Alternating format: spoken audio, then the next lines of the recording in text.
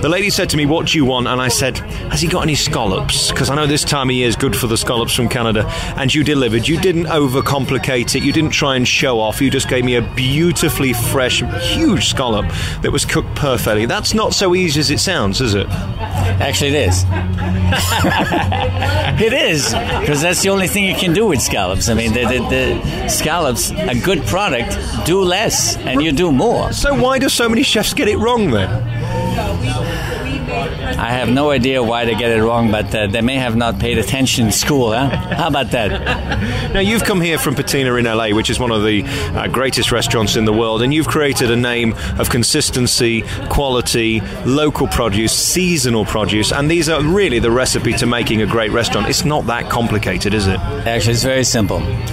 You hit the nail on the head. It's simplicity.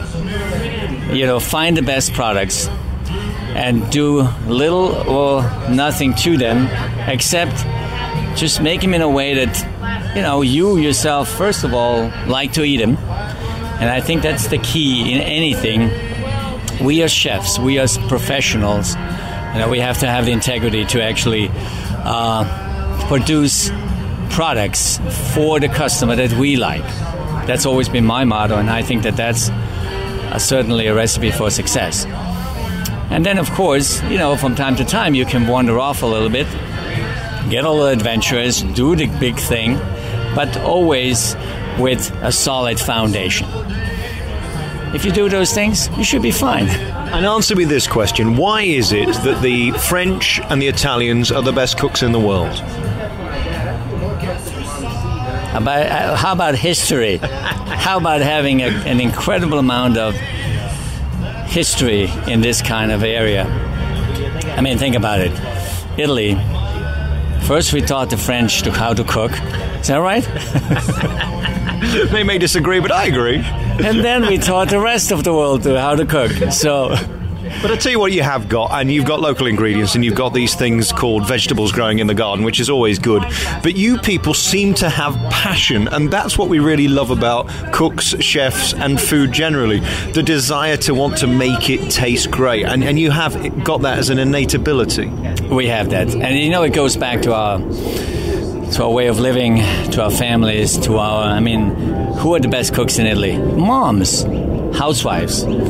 Sometimes you get a better meal just in somebody's backyard than in a 3-star Michelin place. And why is that? Because there's tradition. There is a long-standing way of passing recipes down generation to generations to generations. And of course, you know, we do have the backyard, we do have the garden, we do have the seasonality, and we cook what's there.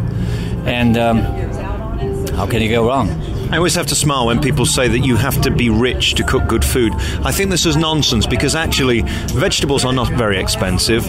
All right, there's all these fancy organic stuff, but actually just a good root vegetable will cook a great meal. Something like belly pork is always one of my favourite dishes, because if it's cooked slowly and well, it will be as delicious as any gourmet meal. It is. Oh, man. That's exactly what it is. I mean, no, you don't have to have a lot of money to cook good. In fact, you know, it's interesting that... the average consumer could have a better meal if they did a little homework, got themselves to a farmer's market, got themselves a couple of those really, really good products that are available, and then went home, did little or nothing to it, and ate them. So it's really not the expensive ingredients that makes the meal. It is the ingredient that makes the meal. So a fine tomato. Now, what better is there than a great tomato salad? Or you go to the market, just like I did this Saturday. So you go to the market, here you see the first tomatoes coming up on the vine. Then you see those little potatoes, yes? Then you see a little bit of the string beans on the other side over there. Then you find some beautiful strawberries. You go home, huh? What do? You cook those potatoes up a little bit. They're still warm, steaming. Yeah. You cook up the string beans nice and tender. Then slice up tomatoes. Put the whole thing in a nice big bowl. Dress it with some nice balsamic vinegar, extra virgin olive oil, salt and pepper. Yes. Then you got a meal. And none of that's expensive, and none of that is complicated. Does it still surprise you how much contempt people have for their bodies, the rubbish that they put in day out without thinking? It's unbelievable. You know, it's it's amazing and surprising, because if they only knew what they're doing to their bodies. Think about it. I mean, all those sugars and fats and artificial flavorings and all these chemicals that they're putting into their bodies. I mean, it's amazing. Now, I know, we live in a society where taste is actually sort of denominated by fat. Lots of sugar and fat, and that's what makes it tasty. But there's other ways. There's alternative ways. I mean, we can get other things without that. Absolutely, and I've never met a fat chef in a long time, because you guys work too hard, don't you? You do about 22-hour days and sleep for about half an hour and then travel in between. That is correct. So, the secret to not being overweight is actually not eating. Or not having time to eat. And that's our case. And I have to confess, many times I go without eating because I can't.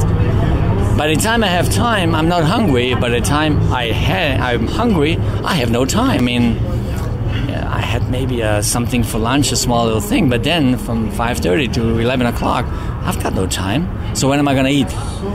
Later? I don't want to be here for more, so I want to go home. And you're a fine dining chef, let's be honest. You're doing fancy things all day with food. It's great produce, cooked well, but it is fancy. I asked you earlier, what do you enjoy eating at home? And it's interesting what you said.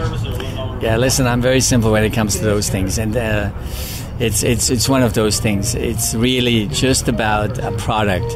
And it could be the simplest thing. And that's what sparks my interest, and that's what gets me going. So really, you don't have to do complicated things.